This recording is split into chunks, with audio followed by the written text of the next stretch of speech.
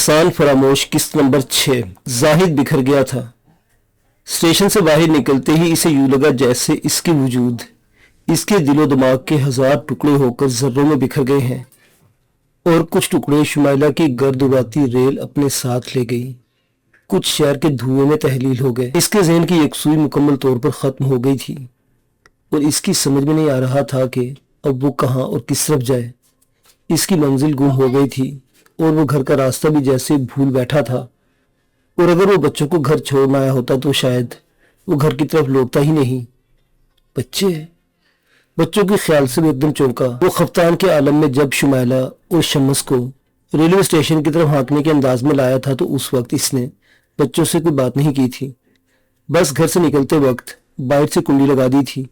बस इसे इतना याद था कि बच्चे सहमे हुए थे और वो इनको सरासिंगी के आलम में छोड़कर घर से निकल आया था। बच्चों का ख्याल आते ही वो सख्त परेशान हो गया।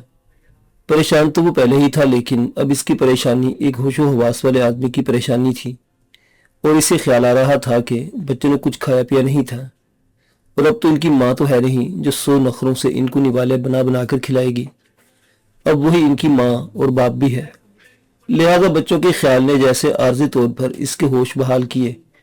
वो फौरन एक फास्ट फूड की दुकान पर गया, कुछ बर्गर, चिप्स और कोल्ड ड्रिंक की बोतलें खरीदी और एक रिक्शा पकड़कर घर पहुंच गया। बच्चे इसी तरह डरे सहमे हुए थे। जाहिद ने दोनों बच्चों को अपने साथ लिपटाया, प्यार किया, अपने आंसुओं को पूछा, रोका, जब्त किया और बच्चों को इस तरह बाजू में लिया जैसे मुर्गी चूजों को किसी बैरूनी हमले से बचाने के लिए परों में छुपाती है। खाओ मेरे बच्चों। इसने खाना पैकेटों से निकालकर एक ट्रे में रखा और बच्चों के आगे करते हुए कहा, बाबा अम्मी नहीं आएंगी क्या? अली ने कुछ समझते हुए कुछ ना समझते मासूमी से पूछा, नहीं बेटे, अम्मी अभी नहीं आएंगी, लेकिन आएंगी जरूर। जाहिद ने गोल मोल सा जवाब दिया। अम्मी कहाँ गई हैं बाबा? एनी ने बहुत दुख भरे लहजे में पूछा। बस वो गई हैं बेटे, तुम खाना खाओ। जाहिद की समझ में नहीं आ रहा था कि वो एनी को क्या बताए और अली को क्या समझाए। बाबा अम्मी अच्छी नहीं थी ना? एनी ने नहायत मासूमियत के साथ दूसरा सवाल किया। ऐसा ना कहो बेटी। जाहिद ने बेटी को और करीब करते हुए कहा, ये किसने कहा तुमसे? भाई कह रहा था बाबा। भाई बोलता था अम्मी अच्छी नहीं है। एनी ने अली की तरफ देखकर तजस्सुस से कहा, ऐसी बातें बहन से नहीं किया करो अली। जाहिद ने अली के कंधे पर हाथ रखा और इसे करीब करते हुए बोला, हाँ बाबा वो अच्छी नहीं थी। अली अपनी बात पर जोर देकर बोला, बेटे वो अच्छी थी। जाहिद का गला अचानक रुंध गया और वो आबदीदा हो गया। तो फिर आपने इन्हें निकाला क्यों? अली ने मासूमियत से पूछा। बस क्या बताऊं बेटे, तुम बहुत छोटे हो। जाहिद के पास कोई जवाब नहीं था, लेकिन अपनी माँ को बुरा ना कहो, वो बहुत अच्छी थी। जाहिद के लहजे में दुख, परेशानी और पछतावा था। वो अंकल बुरे थे ना? अली ने तजस्सुस से पूछा। हाँ बेटे अंकल बुरे थे, वो बहुत ही बुरे थे। जाहिद ने अली से इत्तेफाक किया। मैं मारूंगी अंकल को। अली ने गुस्से से मुट्ठियां भींचकर कहा, हाँ मारना इसे, मैं भी मारूंगा। अब तुम लोग खाना खाओ। जाहिद ने दोनों बच्चों को थपथपाया और बर्गर इनके मुंह के करीब किया।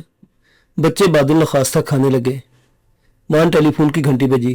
जाहिद चौंका और फोन की तरफ देखने लगा। बाबा फोन। एनी ने कान खड़े किए। बाबा मैं सुनूं? अली ने रपक कर चाहा। नहीं बेटे तुम लोग खाना खाओ, मैं खुद सुनता हूँ, जाहिद ने कहा और बच्चों से अलग होकर फोन की तरफ बढ़ा। फोन की घंटियों ने बच्चों की तवज्जो भी माँ के ख्याल की तरफ से हटा दी थी। अब वो दोनों खाना खाने लग गए थे। हेलो। कई घंटियां बजने के बाद जाहिद फोन के पास पहुंचा और रिसीवर उठाया। दूसरी तरफ जाहिद के बड़े भाई आबिद अली का फोन था। आबिद अली एक आला अफसर थे। सोसाइटी में आला मुकाम और बड़ा नाम था। लोग बाग इनके नाम से फायदा उठाते और इनसे कई रायतें हासिल करते थे, लेकिन जाहिद ने कभी भाई के नाम और मुकाम से सहूलत हासिल नहीं की। दोनों भाई अपने अपने कामों में मसरूफ थे। मेल मिलाप भी कम था, लेकिन जाहिद हमेशा बड़े भाई का बहुत एहतराम करता था। ईद बकरीद पर सबसे पहले भाई को सलाम करने जाता। कोई त्यौहार होता तो दोनों भाभियां भी मोहब्बत से मिलती और मेल मिलाप ज्यादा न होने के बावजूद एक रख रखाव था, प्यार था, मोहब्बत थी। टेलीफोन भी दोनों भाई किसी वजह से करते। किसी को कोई काम हो, कोई त्यौहार आ जाए या किसी की तबीयत खराब हो तो खैर खैरियत दरियाफ्त करने के लिए फोन आ जाता, वरना दोनों में से कोई भाई बिला वजह फोन करके एक दूसरे का वक्त बर्बाद नहीं करता था। और अब जो आबिद भाई का फोन आया तो जाहिद के लिए अचानक फोन था। इसे भाई की आवाज ही सुनकर एक धड़का लगा। शायद भाई को इस दफा या सानिया का इल्म हो गया है। हालांकि अभी तक किसी को मालूम नहीं था, सिर्फ शुमाइला जानती थी, यह जाहिद खुद जानता था। वो सख्त परेशानी में था कि भाई को कैसे बताए, वो दूसरे लोगों के इल्म में कैसे लाएगा। या किसी के इल्म में जब बात आएगी तो वो एक नदामत के दलदल में डूब जाने के सिवा क्या वजाहत कर सकेगा। ताहम अब ये आबद अली का फोन बिल्कुल अचानक आया था। वो जाहिद वसवसे में पड़ गया था कि मालूम नहीं भाईजान ने क्यों फोन किया है। इसने CLI पर ही भाई का फोन नंबर देख लिया था और फिर बहुत डरते डरते फोन उठाया और मुतजलजिल लहजे में आवाज निकाली, हेलो। जाहिद ने कई घंटे बजने के बाद फोन उठाया। हेलो जाहिद, कैसे हो बेटे? दूसरी तरफ से भाई आबिद अली की मुशफ़क़ाना आवाज सुनाई दी। ठीक हूँ भाईजान, वो गला खंगारते हुए बोला। आप कैसे हैं? शुक्र है मौला का, आबिद भाई ने रवायती अंदाज में जवाब दिया। फिर पूछने लगे, क्या घर में आज कोई नहीं था? नहीं नहीं, हाँ नहीं, क्या बात है भाईजान, इधर ही तो थे। जाहिद बुखलाहट में बोला, यार वो तुम्हारी भाभी दिन भर ट्राई करती रही, कहने लगी पता नहीं क्या बात है, कोई फोन नहीं उठा रहा। मैं भी काफी देर से ट्राई कर रहा हूँ, अब लाइन मिली है। आबिद भाई ने वजाहत करते हुए कहा। वो भाईजान शायद कुछ लाइन में खराबी थी। जाहिद ने अपने हवास काबू में किए। अच्छा जरा शुमाइला की बात करा दो अपनी भाभी से। आबिद भाई हरफे मुद्दा पर आते हुए बोले, बल्कि मुझसे भी बात करा दो, काफी दिनों से बात नहीं हुई। ओ गॉड, जाहिद देखता चौंका। वो सख्त तशवीश में मुब्तला हो गया कि अब शुमाइला को कहाँ से लाए। जाहिद के मन में कई बातें थी और एक तशवीश तो यही थी कि भाईजान के इल्म में ये वारदात बहरहाल आके रहेगी, लेकिन इसने सोचा कि जब तक 2-4 दिन गुजर जाएं तो किसी दिन भाई के पास चला जाएगा या भाई को बुला लेगा और सारा दुखड़ा इनके सामने बयान करेगा और फिर इनके गले लगकर खूब रोएगा, क्योंकि अब जाहिद को कंधे की जरूरत थी, किसी हमदर्द के कंधे की जिस पर वो सर रखकर खूब रोए। और इसके सिर्फ भाई का ही कंधा था, जो बड़े भी थे और हमदर्द भी, और जिनकी बातों में बाप की शफकत की सी खुशबू थी। वो कहानी बयान करने के लिए कुछ बोलना चाहता था, लेकिन भाईजान का फोन अचानक और गैर मुतवक्किल तौर पर आ गया। हाँ जाहिद, तुम लाइन पर हो के नहीं? हेलो। साहिल ने जब खामोशी इख्तियार की तो दूसरी तरफ से आबिद अली बोले, हाँ भाईजान बताया ना कि लाइन में गड़बड़ है कुछ। वो हड़बड़ाकर खामोशी तोड़ते बोला, मैंने कहा था जरा शुमाइला को बुलाओ। आबिद भाई बोले, वो भाईजान। वो घबरा के बोला, भाईजान शुमाइला जरा बराबर में पड़ोस में गई हुई है। अचानक इसे एक बहाना सूझ गया। अच्छा आए ना तो फोन करा देना, अपनी भाभी से बात कर ले। आबिद भाई ने कहा, ठीक है भाईजान। जाहिर ने बेसाख्ता कहा और यूं वक्ती तौर पर बात बन जाती, लेकिन भाईजान का हुक्म बहरहाल बरकरार रहता और वो शुमाइला के फोन का इंतजार करते, लिहाजा इसने फोन बंद करने से पहले पूछ लिया, भाईजान कब तक सो जाते हैं आप? क्या बेवकूफ़ी की बातें करते हो? आबिद भाई ने जवाब दिया, तुम्हें हमारे सोने जागने का वक्त नहीं मालूम क्या? भाई शुमाइला आए तो फोन करवा देना। शुमाइला आज बहुत देर से आएगी भाईजान, वो जब्त करते हुए बोला। क्या मतलब? आबिद अली कुछ न समझते हुए बोले, भाईजान पड़ोस में इसकी सहेली के घर में कोई शदीद किस्म का घरेलू झगड़ा पैदा हो गया है। वो सहेली इसको बुलाकर ले गई है और शुमाइला ने कहलवा भेजा है कि इसे लौटने में बहुत देर हो जाएगी। यार ये क्या दूसरों को बिखेड़े अपने सर ले लेते हो तुम लोग? इसे मना करो कि दूसरों के घरेलू मामलात में ना पड़ा करे। बहरहाल वो तुम्हारी भाभी ने कुछ मिलाद वगैरह का कहना है, सुबह बात कर लेगी। आबिद भाई ने कहा और फोन बंद कर दिया। फो जाहिद ने एक लंबी आह भरी और बच्चों को खाना खाते हुए छोड़कर एक सोफे पर टेक लगाकर दराज हो गया। अब्बू आप रो रहे हैं। तकरीबन निस्फ रात होगी जब अचानक एनी की आवाज इसके कान में गूंजी। इसने कपकपाकर देखा। अली और एनी दोनों इसके दाएं बाएं पहलू से लगे बैठे थे। हमने आपको बहुत जगाया, आप सो गए थे। अली ने बाप की पेशानी चूमते हुए कहा, मैं कुर्बान जाऊं। जाहिद ने अपने बाजू फैलाए और दोनों को लिपटा लिया। मैं भी कैसा जालिम बाप हूं, तुमको सुलाए बगैर खुद सो गया। हालांकि जाहिद को मालूम था कि वो सोया नहीं था, बल्कि दिन भर की थकान और टेंशन की वजह से इसका सारा वजूद चूर हो गया था और दिमाग पर जो नकाहत तारी हुई थी इसकी वजह से वो बेसुध हो गया था। आ जाओ मेरे बच्चों, यहाँ पलंग पर आइंदा हम तीनों यहाँ सोएंगे। वो दोनों बच्चों को पलंग पर ले गया। वो तीनों एक दूसरे से लिपट कर सो गए। ओह मेरे खुदा, ये क्या हो गया? जाहिद के बड़े भाई आबिद अली ने जब जाहिद की दर्दनाक दास्तान सुनी तो एक ठंडी आह भर के सोफे से टेक लगा ली और अपने हाथ की उंगलियां पास बैठे जाहिद के सर के बालों में इस तरह फेरने लगा जैसे वो एक छोटा सा बच्चा हो। और जाहिद इस वक्त वाकई एक छोटा सा बच्चा बन गया। वो भाई के कंधे पर सर रखकर चुपके चुपके आंसू बहाता रहा और कमरे में कुछ देर तक मुकम्मल खामोशी तारी रही।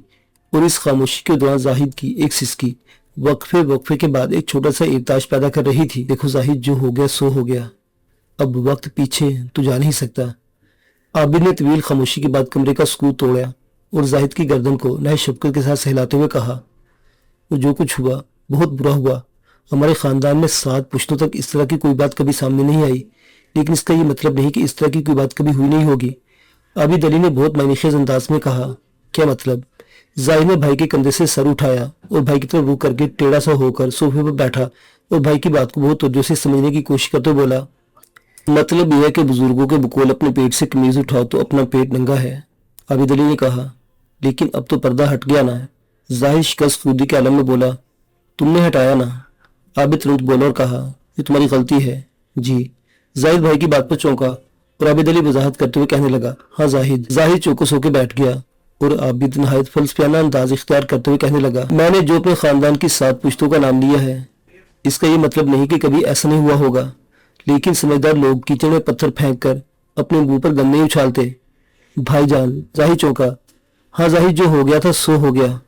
तुम इस कुत्ते के बच्चे को मुकाला करके घर से किक आउट कर देते और बीवी के साथ जो चाहता सलूक करते, लेकिन घर की चारदीवारी के अंदर। लेकिन अफसोस, तुमने गुस्से और इंतकाम में आकर अपनी बेवकूफ़ी से अपना ही घर तबाह कर दिया, और अब जो बदनामी होगी इसका मुकाबला करने के लिए तुम अपने अंदर तवानाई नहीं पाओगे। अफसोस। आबिद अली इंतहाई दुख और अफसोस के साथ बोले, भाईजान, क्या आप चाहते थे कि मेरी खैरत? हुश हुश। जाहिद ने कुछ कहना चाहा। आबिद इसकी बात काट कर बोले, नहीं, मैं नहीं चाहता कि आदमी अपनी गैरत बेच दे। गैरत के बगैर जिंदगी अधूरी है, लेकिन गैरत के साथ एक लफ्ज़ है, मसलहत। कोई ऐसा बड़ा और नाजुक फैसला जिसके दूरस नताइज हों, ऐसा फैसला करते वक्त आदमी अपनी कुव्वत फैसला के एक पलड़े में गैरत और एक में मसले डालता है। ये करना पड़ता है इंसान को। तुम क्या समझते हो, ये जो चारों तरफ बड़ी बड़ी कोठियां, बंगले और मकान हैं, इन दीवारों के अंदर क्या बड़ी बड़ी होलनाक दास्तानें दफन नहीं हैं? क्या इन कवाड़ों के पीछे गैरत के कब्रिस्तान आबाद नहीं हैं, जिनकी कब्रों पर मसलज के कतबे लगाकर बदनामियों के गले घूट दिए गए हैं? आबिद अली एक ही सांस में बोल गए और जाहिद की पिशानी पर पसीने के कतरे नमूदार हो गए, और ये परेशानी और पछतावे के कतरे थे।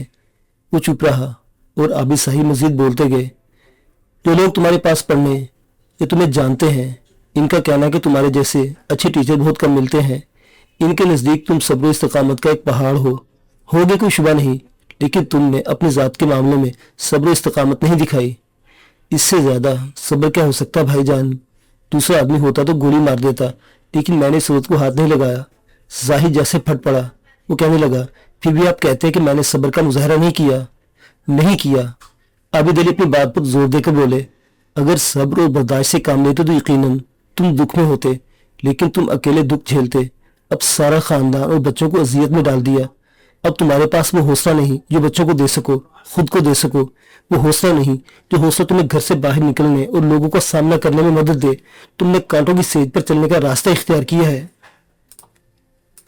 अब आप जो कुछ कहना चाहते हैं जल्दी से कह दे भाईजान, बच्चों को घर अकेला छोड़ के आया हूँ।